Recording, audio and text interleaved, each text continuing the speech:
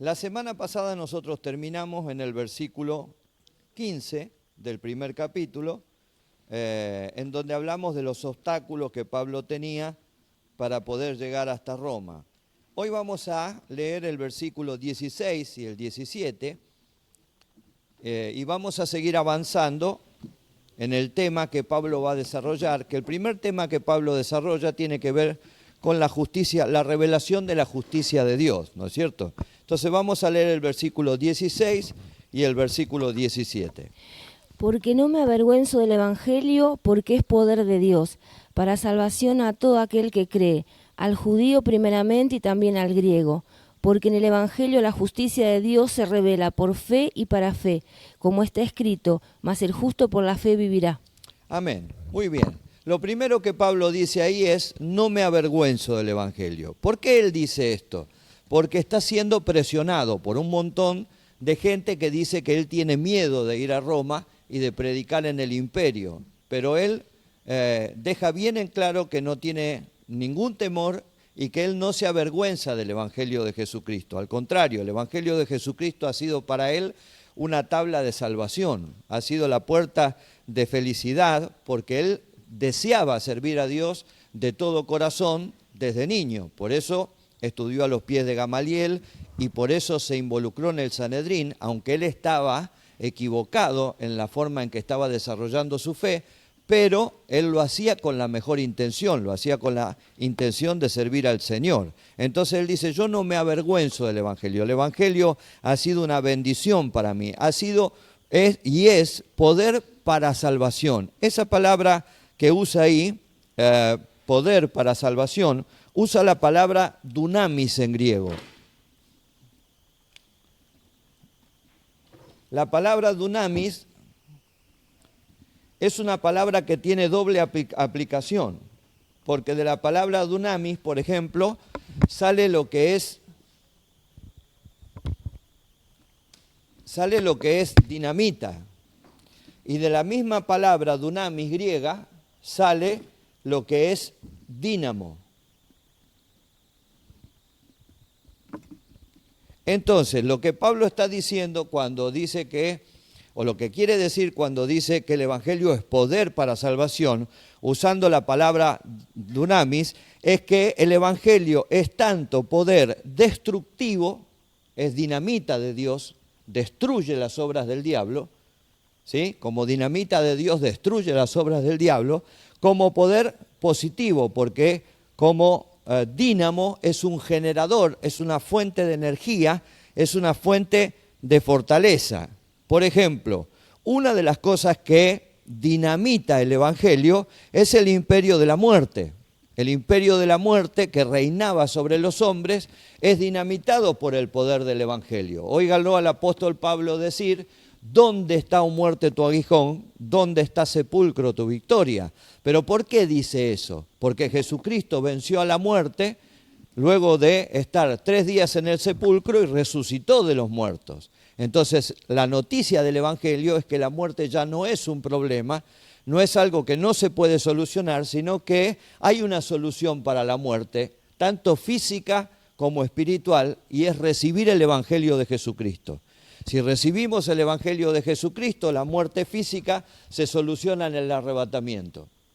Y si recibimos el Evangelio de Jesucristo, la muerte espiritual se soluciona en el momento que le abrimos el corazón al Señor, y entonces nuestro espíritu, que estaba muerto en delitos y pecados, ahora es revivido, vuelto a la vida por el poder del Espíritu Santo. Recuerden que el Señor le habla a Nicodemo y ¿qué le dice? Te es necesario nacer de nuevo. ¿Por qué? Porque está muerto espiritualmente. Necesita nacer de nuevo. Como todos nosotros, necesitamos un día nacer de nuevo. Entonces, esa dinamita de Dios, una de las cosas que dinamita es el imperio tan temido de la muerte. Piensen ustedes que hombres como David, tan espirituales, hablan con pavura de la muerte, hablan con terror de la muerte, ¿sí? Fíjense cuando él dice, por ejemplo, en los Salmos, en el Seol, ¿quién te alabará? ¿No? está hablando de una manera tétrica, claro, porque todavía el Evangelio no se había resuelto, Cristo no había muerto en la cruz del Calvario, entonces la esperanza del hombre era limitada. Pero ahora Pablo declara todo lo contrario. ¿Dónde está el aguijón de la muerte? Si finalmente Cristo la venció, si Cristo resucitó de la muerte. Esa es la buena noticia que nos trae el Evangelio. La segunda cosa que dinamita el Evangelio es el poder del pecado. El pecado que lo sometía al hombre, el pecado que lo subyugaba al hombre, el pecado que lo dominaba al hombre y que el hombre no podía vencer, incluso no podía solucionar siquiera a través de los sacrificios. Los sacrificios eran una forma que ellos tenían para estar en paz con el Señor, pero no resolvían el problema del pecado, lo cubrían. Recuerden que cuando Juan ve venir al Señor, ¿qué dice? He aquí el Cordero de Dios que ahora, ¿qué va a hacer? Quita el pecado del mundo. Hasta el momento los sacrificios cubrían el pecado. El pecado era un problema tremendo para el hombre. Pero ahora vino Cristo y la buena noticia del Evangelio es que el poder del pecado es roto. Y entonces ya no lo cubre, sino que la sangre de Cristo lo quita. Cuando venimos al Señor, todas las cosas que hayamos hecho malas pasan por la cruz de Cristo y desaparecen. Somos una nueva criatura en el Señor y eso es algo que tenemos que aprovechar. Por eso no tenemos que vivir con nuestro corazón en el pasado. No tenemos que vivir con nuestra mente en el pasado. Tenemos que vivir con nuestra mente en el presente para poder proyectarnos hacia adelante. Lo que fui queda atrás. Ya el poder del Evangelio lo dinamitó. Puedo haber sido muy malo en el pasado, puedo haber vivido muy a contramano de Dios, pero el Evangelio me trae esta buena noticia. Todo eso es destruido por el poder del Señor. La tercera cosa que dinamita el Evangelio es el dominio del enemigo. Antes vivíamos bajo el dominio del enemigo, ¿sí? Nuestra familia, nuestra casa, nuestra economía, todo estaba bajo el imperio del enemigo. Recuerden que el hombre no puede vivir sin dueño. O tiene de dueño al Señor o tiene de dueño al otro, aunque no lo quiera reconocer. Nosotros vivíamos bajo el imperio del enemigo, respondíamos a todos los estímulos del enemigo. Pero ahora Cristo murió en la cruz del Calvario y dinamitó el poder del enemigo. Ya no estamos bajo su autoridad, no estamos bajo su gobierno, hemos sido trasladados, dice la palabra de Dios, al reino de su amado Hijo. Ahora nosotros estamos bajo la autoridad de Dios, ahora nosotros estamos bajo el gobierno del Señor. Lo cuarto que dinamita el Evangelio son las obras del diablo, ¿sí? Las obras del diablo que nosotros practicábamos cuando no teníamos al Señor en el corazón. Los vicios, la mala manera de vivir, el vivir en pleitos continuos, en discusiones continuas, en agresiones continuas, el vivir quizás bajo el poder del alcohol o bajo el poder de la sexualidad. Bueno, ahora el Evangelio me trae una buena noticia. El Evangelio dinamita ese poder y entonces el vicio ya no tiene poder sobre mí. El poder lo tiene el Espíritu Santo. Por eso puedo lograr cosas que antes no podía lograr y que solo jamás hubiera podido lograr. ¿Quién ha podido solo vencer a la droga? ¿Quién ha podido solo vencer al alcohol? ¿Quién ha podido solo vencer al cigarrillo? ¿Quién ha podido solo dejar una vida mala atrás y empezar una vida nueva? Nadie. Pero la buena noticia es que a través del Evangelio, el poder del Evangelio dinamita todas esas obras. Y Pablo lo sabe bien, porque Pablo se siente responsable por la muerte de Esteban, porque Pablo persiguió a la iglesia, porque vivió a contramano de Dios en un tiempo, creyendo que hacía la voluntad de Dios. Y ahora el poder del Evangelio le cambió completamente la vida, le cambió completamente el horizonte. Toda esta obra del diablo fue dinamitada por el Señor, pero también es dínamo. Recuerdan ustedes que los viejos coches que no tenían alternadores, tenían dínamos. Los dínamos eran generadores de energía. Quien tuvo un viejo Renault Dauphine o un Fiat 600 de la década del 60, sí, ya sé que ustedes son todos siglo XXIII. Acá son todos siglos, el único viejo soy yo, todos son siglo XXIII. Esos coches tenían dínamo, no tenían alternador. El dínamo cargaba y generaba energía y lo hacía muy lentamente. El alternador solucionó mucho eso porque es mucho más rápido. Pero a lo que voy es que el Evangelio también es generador de energía, no solo es destructor de las obras del diablo, sino que es generador de energía. Porque cuando llega el Evangelio, la vida de la persona es transformada en una nueva criatura. Si es nueva, no puede tener nada de lo anterior. Entonces, genera una nueva vida en la persona. El Evangelio como dínamo, como energía, produce avances en la persona. Recién hablábamos con un matrimonio y yo le decía, quizá ustedes no se dan cuenta todo lo que avanzaron. Porque en el deseo o en la ansiedad de querer avanzar más, uno a veces le parece que avanzó poco.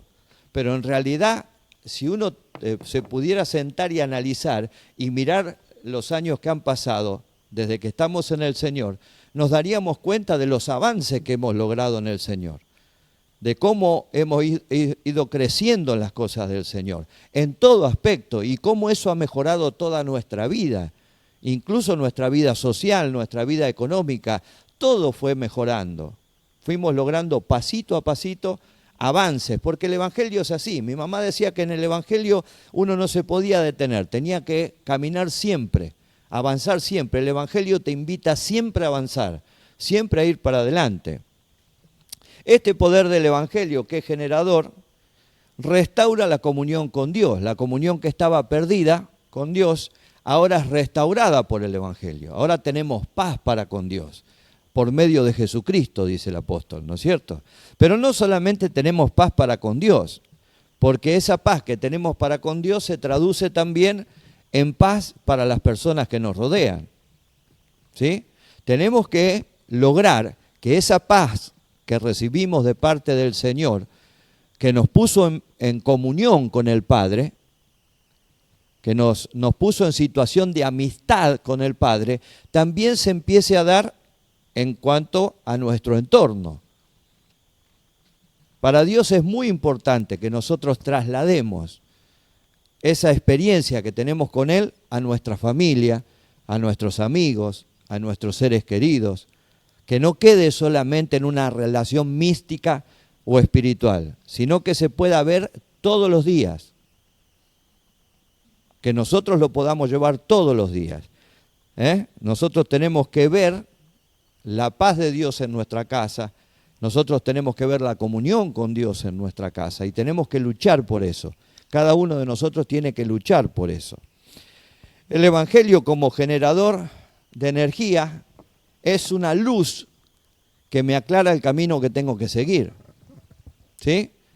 Yo no sé para dónde seguir, pero ahora tengo una brújula infalible, tengo una lámpara que ilumina mi camino y que me impulsa a seguir en la dirección correcta. Entonces el apóstol Pablo dice, no me avergüenzo del Evangelio. ¿Cómo podría avergonzarme del Evangelio si el Evangelio es poder de Dios? Destruyó todas las obras del diablo y generó en mí tantas cosas positivas que realmente me siento pleno, me siento completo en el Señor, ¿sí? Y él agrega ahí que es poder de Dios para salvación. Ese es el mensaje, el gran mensaje del Evangelio. Tiene que ver con la salvación. El Señor nos envía su palabra, nos envía sus buenas noticias para que nosotros podamos alcanzar la vida eterna, asirnos de la vida eterna. Y fíjense en que pone la cláusula de salvación. La única cláusula de salvación que existe, que existió y que va a existir. Creer, porque es salvación para todo aquel que cree, tiempo presente, no que crea, no es porque creyó en el pasado y ya está, no, el tema acá es tiempo presente, es creer y es una fe que se renueva todos los días, para salvación a todo aquel que cree, nunca está en tiempo pasado. A veces leemos Juan 3:16, ¿qué decimos? Porque de tal manera amó Dios al mundo que dio a su Hijo unigénito para que todo aquel que en Él crea, decimos nosotros, y no dice así. Dice, para que todo aquel que en Él cree. La fe es tiempo presente. La fe para salvación es fe de tiempo presente, es una fe que tiene que mantenerse viva todos los días de nuestra vida. Todos los días nosotros tenemos que reafirmar nuestra fe en el Señor Jesucristo. Para salvación a todo aquel que cree. Y nos da el orden ahora de cómo llegó el Evangelio. Acá tenemos un tema, porque hemos cantado muchas veces, Él vino para los judíos, ellos no lo quisieron, ahora Jesús es mío. Y nosotros tomamos eso como doctrina a veces, ¿no? Sí, el Señor vino para los judíos. Y hay muchos hermanos que dicen esto, que el Señor vino para los judíos y como el pueblo judío lo rechazó, entonces el Evangelio llegó a los gentiles. Eso no es cierto. El Señor vino del pueblo judío, porque Él era judío y nació en Israel. Pero no vino para los judíos exclusivamente, vino para todas las personas, de todas las razas y de todas las nacionalidades. Me miran sorprendidos. Cuando volvemos a Juan 3:16, de tal manera amó Dios a los judíos. Y los judíos no son el mundo, son un país dentro del mundo. No, Dios amó al mundo, por eso envió a Jesucristo. La salvación es para todo aquel que cree. Después dice al judío primeramente. ¿Por qué dice al judío primeramente? Porque el Evangelio, en el primer lugar donde se predica, es en el territorio judío. Es el orden de aparición del mensaje del Evangelio. ¿Dónde desarrolla el ministerio Cristo? En Israel. ¿Sí o no? ¿Dónde muere Cristo? En Israel. ¿Dónde se escucha por primera vez el mensaje de salvación? En Israel. ¿Dónde predican los apóstoles por primera vez el mensaje y se convierte en 3.000 personas? En Jerusalén, en el aposento alto. Por eso dice al judío primeramente, porque es el primer destinatario, fueron los primeros en oír el mensaje. Fueron los portadores, los primeros portadores del mensaje. Pero cuando Jesús reúne a los discípulos, no le dice, vayan y predíquenle solamente a los judíos. Dice, no, den testimonio en Jerusalén, en Judea, en Samaria y hasta lo último de la tierra. ¿Sí? Entonces, esto es un orden de aparición. ¿Dónde se predica por primera vez? En el pueblo judío. Por eso dice al judío primeramente. No es que es una raza superior y que todos los demás entramos como de rebote, ¿no? No. Ellos evidentemente juegan un papel importante en el plan de Dios. Dios los escogió para que su hijo viniera del pueblo de Israel. Fueron los primeros en oír el mensaje, pero el mensaje es para todos. Por eso agrega después, y también al griego. Es decir, el Evangelio, si algo tiene, es que no excluye a nadie. El Evangelio no excluye a nadie, al contrario, el Evangelio incluye a todos, ricos, pobres, poderosos, todos están incluidos dentro de lo que es el mensaje del Evangelio. ¿Se entiende esto? Muy bien. Y ahora nos dice Pablo que en el Evangelio la justicia de Dios se revela por fe y para fe, como está escrito, mas el justo por la fe vivirá. Vamos a leer algunos versículos que nos quedaron pendientes. Juan 1:11, el Evangelio de Juan 1:11 y Romanos 9 del 1 al 5. A lo suyo vino y los suyos no le recibieron. Quiero que noten eso. Dice a los suyos. A lo suyo vino. No tiene la S. Ojo que la S cambia todo, Porque acá está el problema por el cual muchos hermanos dicen vino para los judíos. Y dicen a los suyos vino. No dice suyos. Dice suyo. Y los suyos, ahora sí, no lo recibieron.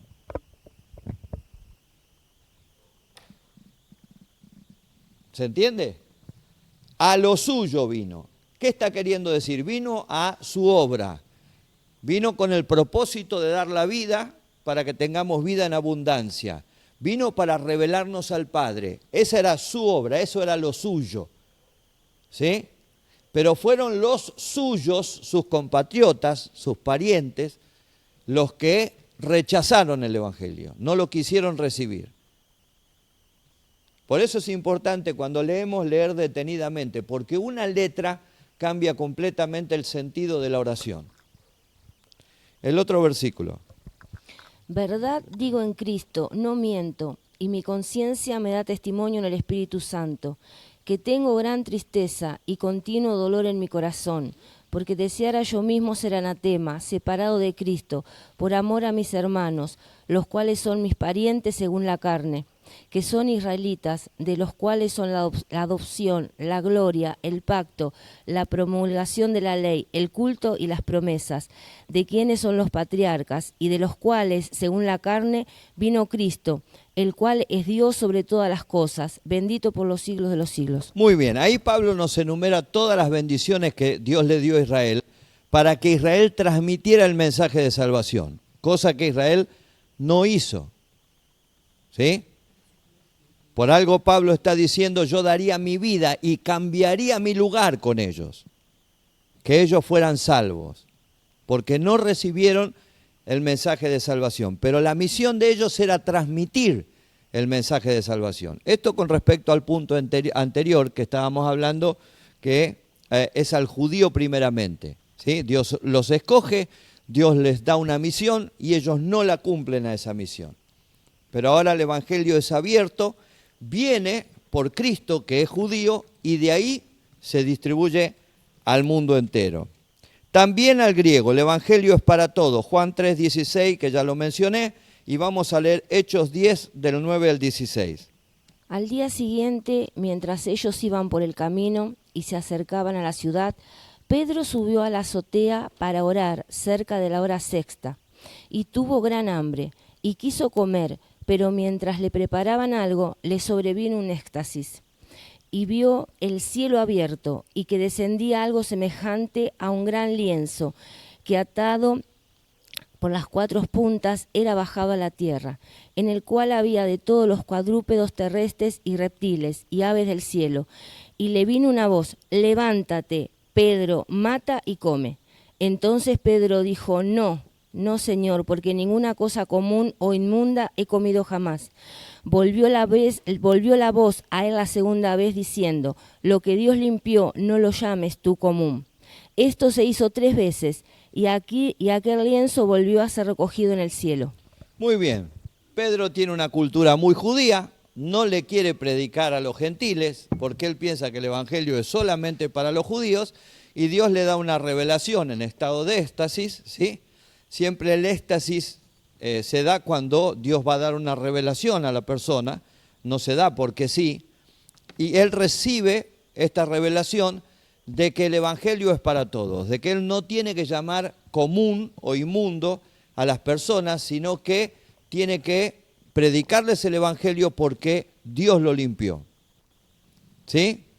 De hecho, cuando termina la visión, lo vienen a buscar a Pedro y lo llevan para predicar a la casa de Cornelio, y toda la casa de Cornelio recibe el mensaje de salvación. O sea, el Evangelio no es solamente para los judíos, sino que es para todas las personas. Solamente tenemos ahí el orden de aparición. Dice Pablo que en el Evangelio la justicia de Dios se revela por fe y para fe. Habacuc 2:4. He aquí que aquel cuya alma no es recta se enorgullece, mas el justo por su fe vivirá. Muy bien. ¿Qué está queriendo decir esto? La única manera de obtener salvación es por la fe. El justo por su fe vivirá. ¿Quién es el justo? El justo es aquel que ha sido justificado por Dios, el que alcanzó la justicia de Dios. Yo soy justo, pastor, sí. Si usted creyó en el Señor Jesucristo, usted es declarado justo por Dios. Y Dios lo trata como si usted nunca hubiera pecado. No permita que el enemigo lo atormente con pecados del pasado. Porque una vez que usted pasó por la sangre de Cristo, los pecados del pasado son borrados por completo. Ya no pesan en nuestra contra. hemos sido justificados por el Señor. La justicia que Cristo logró en la cruz del Calvario se aplica a nosotros por la fe. Y entonces Dios nos trata como si nosotros jamás hubiéramos pecado. ¿Somos perfectamente justos? No, no lo somos. Pero Él nos justifica. Recibimos la justicia de Dios aplicada a nuestro favor. ¿Se entiende esto? Por eso es tan importante que entendamos que todo el poder del Evangelio para salvación gira en derredor de la fe. No necesita el hombre obras, si bien las obras son consecuencia de la fe. Toda persona que ha sido salvada va a producir obras, pero esas obras no lo salvan. Lo que lo salva es haber creído en el Señor Jesucristo con todo el corazón.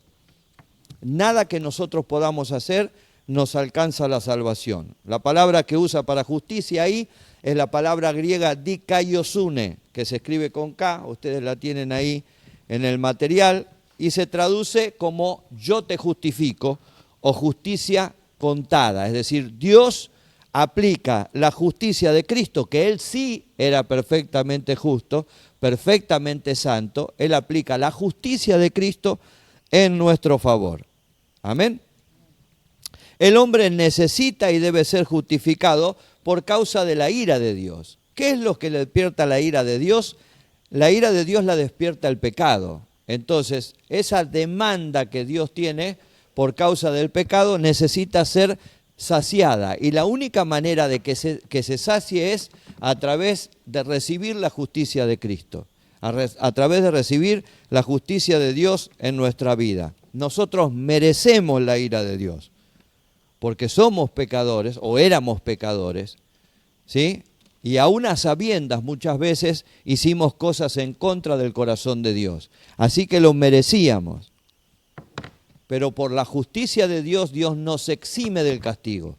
Dios nos exime de la ira. Es tan grande el amor del Señor, que lo único que Dios nos pide es que creamos. Nada más. Es tan sencillo. Por eso a veces la gente no recibe el mensaje del Evangelio, porque les parece tan sencillo que no lo pueden creer. Pero lo único que Dios nos pide es que le creamos. Si creemos de todo corazón, entonces Dios nos justifica, todo nuestro pecado es borrado y estamos en paz para con Dios. Amén. La ira de Dios es completamente y perfectamente justa. Él tiene derecho en hacerlo, porque Él puso todo a nuestra disposición. Cuando Dios creó al hombre, lo colocó en el jardín del Edén y le dio todas las herramientas para que el hombre no pecara. Cuando Él lo puso en el jardín del Edén, puso allí el árbol de la vida y también puso el árbol de la ciencia del bien y del mal. Del árbol de la vida no le prohibió comer. ¿Por qué no le prohibió comer? Porque el hombre, por decisión de Dios, ya tenía vida eterna. Entonces ese árbol no afectaba en nada la relación para con Dios. Pero Dios sí le prohíbe comer del otro árbol. Una vez un estudiante universitario me dijo, ¿qué clase de padre es aquel que le prohíbe a su hijo conocer el bien, conocer todo el bien, toda la sabiduría? ¿No? Miren la estrategia del enemigo. Y en ese momento Dios me dio gracia, me dio luz para contestarle y decirle que Dios jamás le prohibió conocer el bien, porque de hecho Dios a Adán y a Eva los rodeó de todo el bien. Tenían todo para disfrutar, tenían todo para ser felices, tenían todo para vivir una vida plena, ¿sí? Contundente. Dios lo que quiso fue evitarle una experiencia con el mal, porque sabía el daño que el mal le iba a hacer. Sabía lo irreparable de haber experimentado con el mal. Por eso Dios le dice, no comas del árbol de la ciencia del bien y del mal. Porque Dios no quería que el hombre tuviera experiencia con el mal. ¿Podía el hombre haberse mantenido firme y no tener experiencia con el mal? Sí podía. Pero el hombre eligió tener experiencia con el mal y eso le trajo aparejado toda la caída. Por eso el hombre merece la ira de Dios, porque Dios puso todo a su disposición para que sea feliz y para que no experimente el mal. Y el hombre quiso, por decisión propia, experimentar el mal y cosechó el resultado de su decisión. Teniéndolo todo, arriesgó todo y perdió todo. Terminó siendo expulsado del huerto del Edén y ahora vivir en condiciones totalmente hostiles y muy diferentes a las condiciones en las que Dios hubiera querido que él desarrollara su vida. Entonces merecemos la ira de Dios, pero por la gracia del Señor, el mensaje del Evangelio trae la justicia de Dios para nosotros y nos exime de esa ira. Miren qué bueno que es el Señor, que Él nos provee un medio de salida, un medio de escape, porque Él no quiere nuestro mal. Dice Jeremías 29:11 que Él tiene para nosotros pensamientos de bien. Él quiere bendecirnos. Es tan amoroso nuestro Dios que Él siempre piensa en bendecirnos. La ira de Dios es una demanda de su santidad.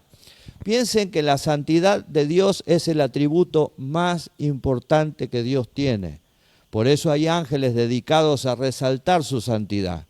Es el atributo más importante de Dios. Y cuando uno peca, lo que está haciendo es ofender la santidad de Dios.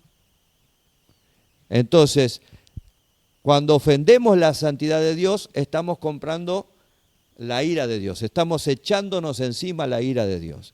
Pero por la gracia del Evangelio tenemos esta bendición de acceder por la fe a lo que Cristo hizo y que la justicia de Dios se aplica a nuestro favor y entonces la ira queda a un costado y lo que llega a nosotros es el amor y la gracia del Señor. Amén.